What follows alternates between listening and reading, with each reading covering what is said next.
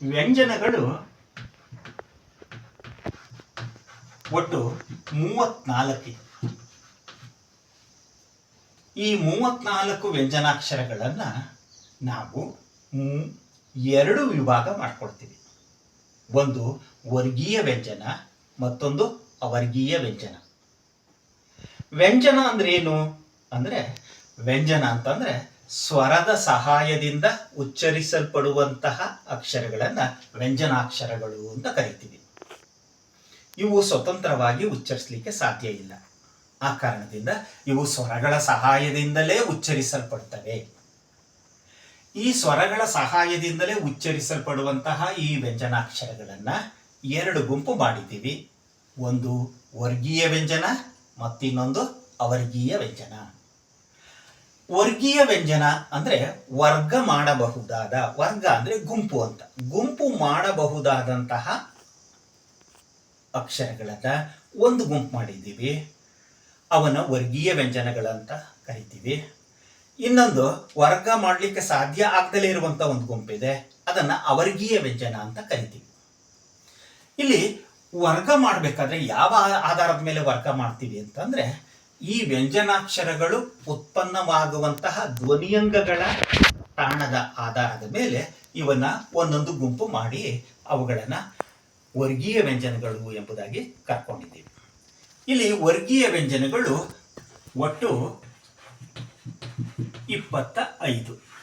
ವರ್ಗೀಯ ವ್ಯಂಜನಗಳು ಒಟ್ಟು 25.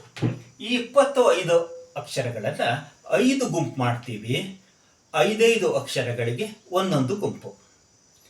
ಯಾವ ಆಧಾರದ ಮೇಲೆ? ನಾನು ಆಗಲೇ ಹೇಳ್ದಂತೆ ಧ್ವನಿಯ ಉತ್ಪನ್ನ ಮಾಡುವಂತಹ ಅಂಗಗಳು ಏನಿದೆಯೋ ಆ ಅಂಗಗಳ ಆಧಾರದ ಮೇಲೆ ಈ ವರ್ಗೀಯ ವ್ಯಂಜನಗಳನ್ನು ನಾವು ವಿಭಾಗ ಮಾಡಿದ್ದೀವಿ ಅಥವಾ ಗುಂಪು ಮಾಡಿದ್ದೀವಿ. ಇಲ್ಲಿ 5 ಅಂಗಗಳಲ್ಲಿ ಈ 25 ವರ್ಗೀಯ ವ್ಯಂಜನಾಕ್ಷರಗಳು ಉತ್ಪತ್ತಿಯಾಗ್ತವೆ. ಆ 5 ಅಂಗಗಳು ಯಾವುದು ಅಂತಂದ್ರೆ, ಒಂದು ಕಂಠ್ಯ, ತಾಲವ್ಯ, ಮೂರ್ಧನ್ಯ, ದಂತ್ಯ, ಓಷ್ಠ್ಯ. ಈ 5 ಅಂಗಗಳಲ್ಲಿ ಈ 25 ಅಕ್ಷರಗಳು ಉತ್ಪನ್ನವಾಗ್ತವೆ. ಈಗ ಒಂದೊಂದು ಅಂಗದಲ್ಲಿ, ಧ್ವನಿ ಅಂಗದಲ್ಲಿ ಈ ಯಾವ್ಯಾವ ರೀತಿಯಲ್ಲಿ ಆ ವರ್ಣಗಳನ್ನು ಉಚ್ಚಾರ ಮಾಡ್ತೀವಿ ಅನ್ನೋದನ್ನ ನೋಡೋದಾದ್ರೆ, ಮೊದಲನೇದು ಕಂಠ್ಯ. ಕಂಠ್ಯದಲ್ಲಿ, ಕಂಠ್ಯ ಅಂತಂದ್ರೆ ನಮ್ಮ ಕೊರಳಿನ ಭಾಗ, ಗಂಟಲು ಭಾಗ ಅಂತ ಹೇಳ್ತೀವಿ. ನಾವು ಉಸಿರನ್ನ ನಾಭಿಯಿಂದ ತಗೊಳ್ತೀವಿ. ನಾಭಿ ಅಂದ್ರೆ ಒಕ್ಕಳ. ನಾಭಿಯಿಂದ ತಗೊಂಡಂತಹ ಉಸಿರನ್ನ ನಾವು ಮೇಲೆ ಒತ್ತಾ ಅಥವಾ ಮೇಲ್ಮುಖವಾಗಿ ಅದನ್ನ ಪುಷ್ ಮಾಡ್ತಾ ಹೋಗ್ತೀವಿ. ಹೋದಾಗ ಆ ಧ್ವನಿ ಅಂಗಗಳು ಆ ಉಸಿರನ್ನ ತಡೆದು ಧ್ವನಿಗಳನ್ನು ಉತ್ಪನ್ನ ಮಾಡ್ತವೆ. ಈಗ ನಾವು ನಾಭಿಯಿಂದ ತೆಗೆದುಕೊಂಡಂತ ಉಸಿರನ್ನ ಈ ಕಂಠ್ಯದವರೆಗೆ ತಂದು ಅಲ್ಲಿ ತಡೆದು ನಾವೇನ್ ಮಾಡ್ತೀವಿ, ಖ ಅಕ್ಷರವನ್ನ ಉಚ್ಚಾರ ಮಾಡ್ತೀವಿ. ಖ, ಖ, ಘ, ಘ, ಞ. ಈ 5 ಅಕ್ಷರಗಳು ಕಂಠ್ಯದ ಭಾಗದಲ್ಲಿ ಉತ್ಪನ್ನವಾಗ್ತವೆ. ಇದರಲ್ಲಿ ಈ 4 ಅಕ್ಷರಗಳು ಕಂಠ್ಯದಲ್ಲಿ ಉತ್ಪನ್ನವಾಗಿ ಇಲ್ಲಿ ಬಾಯಿ ಮೂಲಕ ಉಸಿರನ್ನ ಒಳಗೆ ಹಾಕ್ತೀವಿ. ಕೊನೆ ಅಕ್ಷರ ಞ, ಅದು ಕಂಠ್ಯದಲ್ಲಿ ಉತ್ಪನ್ನವಾಗಿ ಮೂಗಿನ ಮೂಲಕ ಅದು ಹೊರಗೆ ಬರ್ತದೆ. ಸೊ ಹೀಗೆ ಕಂಠ್ಯ ಧ್ವನಿಗಳು ಕಂಠದ ಭಾಗದಲ್ಲಿ ಉತ್ಪನ್ನವಾಗೋದ್ರಿಂದ ಈ 5 ಅಕ್ಷರಗಳನ್ನು ಕಂಠ್ಯ ಧ್ವನಿಗಳು ಅಂತ ಕರಿತೀವಿ. ಇನ್ನು ಎರಡನೇದು ತಾಲವ್ಯ. ತಾಲವ್ಯ ಧ್ವನಿ. ತಾಲವ್ಯ ಧ್ವನಿಗಳು ಅಂತ ಅಂದ್ರೆ ಯಾವುದು ಅಂದ್ರೆ ಚ, ಛ, ಜ, ಝ, ಞ. ಈ 5 ಅಕ್ಷರಗಳನ್ನ ತಾಲವ್ಯ ಧ್ವನಿಗಳು ಅಂತ ಕರಿತೀವಿ. ತಾಲವ್ಯ ಅಂದ್ರೆ ಯಾವುದು ಜಾಗ ಅಂದ್ರೆ, ನಾವು ನಾಭಿಯಿಂದ ತೆಗೆದುಕೊಂಡಂತ ಉಸಿರನ್ನ ನಾಲಿಗೆಯನ್ನ ಈ ಹಲ್ಲಿನಿಂದ ಮೇಲ್ಭಾಗ ಒಸಡಿದೆ ನೋಡಿ, ಆ ಒಸಡ ಹತ್ರಕ್ಕೆ ಒತ್ತಿ ಈ 5 ಅಕ್ಷರಗಳನ್ನ ಉಚ್ಚಾರ ಮಾಡ್ತೀವಿ. ಯಾವ್ಯಾವುದು?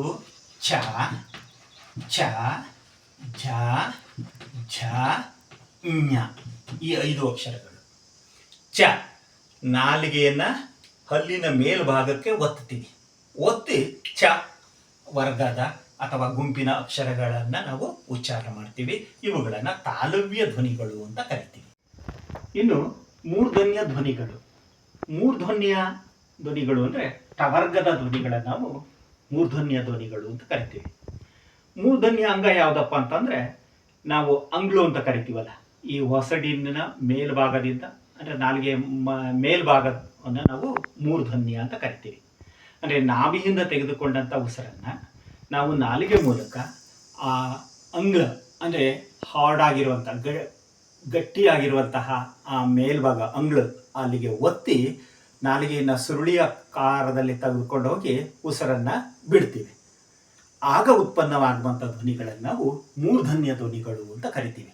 ಅವುಗಳು ಠ, ಠ, ಧ, ಧ, ನ. ಈಗ ಠ, ಠ, ಢ, ಢ, ನ. ಈಗ ನಾಲಿಗೆ ಸುರುಳಿ ಆಕಾರದಲ್ಲಿ ಅಂಗ್ಳು ಭಾಗಕ್ಕೆ ತಟ್ಟಿ ಏನು ಮಾಡುತ್ತೆ, ಉಸಿರನ್ನು ಹೊರಗೆ ಚಾಡ್ತೀವಿ. ಆಗ ಉತ್ಪನ್ನ ಆಗುವಂಥ ಧ್ವನಿಗಳನ್ನೇ ನಾವು ಮೂರ್ಧನ್ಯ ಧ್ವನಿಗಳು ಎಂಬುದಾಗಿ ಕರಿತೀವಿ. ಇನ್ನು ನಾಲ್ಕನೇದು ದಂತ್ಯ ಧ್ವನಿಗಳು. ದಂತ್ಯ ಧ್ವನಿಗಳು ಯಾವುದು ಅಂದ್ರೆ, ದಂತ್ಯ ಅಂದ್ರೆ ಹಲ್ಲು ಅಂತ. ಹಲ್ಲಿನ ಸಹಾಯದಿಂದ ಉಚ್ಚರಿಸಲ್ಪಡುವಂಥ ಅಕ್ಷರಗಳು ದಂತ್ಯ ಧ್ವನಿಗಳು. ನಾವು ನಾಭಿಯಿಂದ ತೆಗೆದುಕೊಂಡಂತಹ ಉಸಿರನ್ನ ನಾಲಿಗೆಯ ಮೂಲಕ ಹಲ್ಲನ್ನು ಕಚ್ಚಿ ನಂತರ ಉಸಿರನ್ನು ಬಿಟ್ಟು ಕೆಲವು ಧ್ವನಿಗಳನ್ನು ಉತ್ಪನ್ನ ಮಾಡ್ತೀವಿ. ಅವೇ ಕವರ್ಗದ ಧ್ವನಿಗಳು. ಥ, ಥ, ಧ, ಧ, ನ. ಈ 5 ಅಕ್ಷರಗಳು ದಂತ್ಯ ಧ್ವನಿಗಳು ಅಂತ ಕರಿತೀವಿ ನಾವು. ಈ ಹಲ್ಲನ್ನು ಕಚ್ಚಿ ಉಸಿರನ್ನ ಬಿಟ್ಟಾಗ ಈ ಧ್ವನಿಗಳು ಉತ್ಪನ್ನವಾಗ್ತವೆ. ಅದರಿಂದ ಇವನ್ನ ದಂತ್ಯ ಧ್ವನಿಗಳು ಅಂತ ಕರಿತೀವಿ. ಇನ್ನು 5ನೇದು ಓಷ್ಠ್ಯ ಧ್ವನಿಗಳು. ಓಷ್ಠ್ಯ ಧ್ವನಿ. ಓಷ್ಠ್ಯ ಅಂದ್ರೆ ತುಟಿ ಅಂತ. ತುಟಿಯ ಸಹಾಯದಿಂದ ಉಚ್ಚರಿಸಲು ಪಡುವ ಅಕ್ಷರಗಳನ್ನು ನಾವು ಓಷ್ಠ್ಯ ಧ್ವನಿಗಳು ಅಂತ ಕರಿತೀವಿ.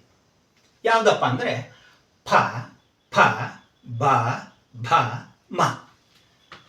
ಫ, ಫ, ಭ, ಭ, ಮ. ಈ 5 ಅಕ್ಷರಗಳು ಓಷ್ಠ್ಯ ಧ್ವನಿಗಳು ಅಂತ ಕರಿತೀವಿ.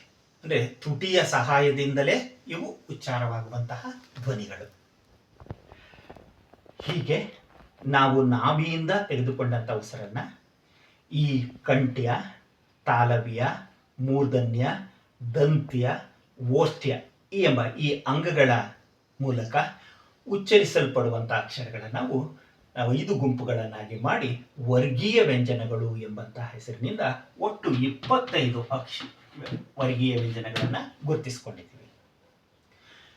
ಇನ್ನು ಈ 25 ಅಕ್ಷರಗಳನ್ನು ಮತ್ತೆ ನಾವು 3 ವಿಭಾಗ ಮಾಡ್ತೀವಿ. ಪ್ರತಿ ವರ್ಗದ ಮೊದಲನೇ ಅಕ್ಷರ, 3ನೇ ಅಕ್ಷರ ಒಂದು ಗುಂಪಾದರೆ, ಪ್ರತಿ ವರ್ಗದ 2 ಮತ್ತು 4ನೇ ಅಕ್ಷರ ಒಂದು ಗುಂಪಾಗುತ್ತೆ. ಪ್ರತಿ ವರ್ಗದ 5ನೇ ಅಕ್ಷರ ಒಂದು ಗುಂಪಾಗುತ್ತೆ. ಹೀಗೆ ಈ 3 ಗುಂಪನ್ನು ನಾವು ಒಂದು ಅಲ್ಪ ಪ್ರಾಣ, 2ನೇದು ಮಹಾಪ್ರಾಣ, 3ನೇದು ಅನುನಾಸಿಕ. ಅನುನಾಸಿಕ ವ್ಯಂಜನ. ಈ 25 ಅಕ್ಷರಗಳನ್ನು ನಾವು ವರ್ಗದ ಮೊದಲ ಅಂದ್ರೆ ಪ್ರಥಮ ಮತ್ತು ತೃತೀಯ ಅಕ್ಷರವನ್ನ ಅಲ್ಪ ಪ್ರಾಣ ಅಂತ ಕರಿತೀವಿ. ಹಂಗಾರೆ ಅಲ್ಪ ಪ್ರಾಣ ಅಂದ್ರೆ ಏನು? ಅಲ್ಪ ಪ್ರಾಣ ಅಂದ್ರೆ ನಾವು ತೆಗೆದುಕೊಂಡಂತಹ ಉಸಿರಿನಿಂದ ಈ ಕಂಠ್ಯದ ಹತ್ತಿರ ನಮ್ಮಲ್ಲಿ ಈ ಧ್ವನಿಪೆಟ್ಟಿಗೆಯಲ್ಲಿ ಘೋಷತಂತುಗಳು ಅಂತ ಇರ್ತವೆ. ನಾವು ತೆಗೆದುಕೊಂಡಂಥ ಉಸಿರಿನಿಂದ ಉಚ್ಚಾರವಾಗುವಂತಹ ಸಂದರ್ಭದಲ್ಲಿ, ಧ್ವನಿಗಳು ಉಚ್ಚಾರ ಆಗುವಂತಹ ಸಂದರ್ಭದಲ್ಲಿ ಆ ಘೋಷತಂತುಗಳು ಕಡಿಮೆ ಕಂಪನಕ್ಕೆ ಒಳಗಾದರೆ ಅವನ್ನು ನಾವು ಅಲ್ಪ ಪ್ರಾಣ ಅಂತ ಕರಿತೀವಿ. ಅದನ್ನು ಸಾಮಾನ್ಯವಾಗಿ ಮಕ್ಕಳಿಗೆ ಅರ್ಥವಾಗುವಂಥ ರೀತಿಯಲ್ಲಿ ಕಡಿಮೆ ಉಸಿರಿನಿಂದ ಉಚ್ಚರಿಸಲ್ಪಡುವಂತಹ ವ್ಯಂಜನಗಳು ಅಲ್ಪ ಪ್ರಾಣಾಕ್ಷರಗಳು ಅಂತ ಕರಿತೀವಿ ಅಂತ ಹೇಳ್ಕೊಡ್ತೀವಿ. ಅವು ಯಾವುದು ಅಂತಂದರೆ ವರ್ಗದ 1 ಮತ್ತು 3ನೇ ಅಕ್ಷರ. ಕ, ಚ, ಟ, ತ, ಪ ಈ 5 ವರ್ಗಗಳಲ್ಲಿ ಬರುವಂತಹ ಮೊದಲನೇ ಸಾಲಿನ ಅಕ್ಷರಗಳು ಮತ್ತು 3ನೇ ಸಾಲಿನ ಅಕ್ಷರಗಳು ಅಲ್ಪ ಪ್ರಾಣಗಳಾಗ್ತವೆ. ಒಟ್ಟು 10 ಅಕ್ಷರಗಳಾಗ್ತವೆ. ಅದೇ ಮಹಾಪ್ರಾಣಗಳನ್ನು ಉಚ್ಚರಿಸಬೇಕಾದ್ರೆ ಘೋಷತಂತುಗಳು ಹೆಚ್ಚು ಕಂಪನಕ್ಕೆ ಒಳಗಾದಾಗ ಉತ್ಪನ್ನವಾಗುವಂತಹ ಅಕ್ಷರಗಳನ್ನು ಮಹಾಪ್ರಾಣಾಕ್ಷರಗಳು ಅಂತ ಕರಿತೀವಿ. ಮಹಾಪ್ರಾಣಾಕ್ಷರ ಅಂತ ಕರಿತೀವಿ. ಈ ಮಹಾಪ್ರಾಣಾಕ್ಷರಗಳು ವರ್ಗದ 2 ಮತ್ತು 4ನೇ ಅಕ್ಷರಗಳಾಗಿರ್ತವೆ.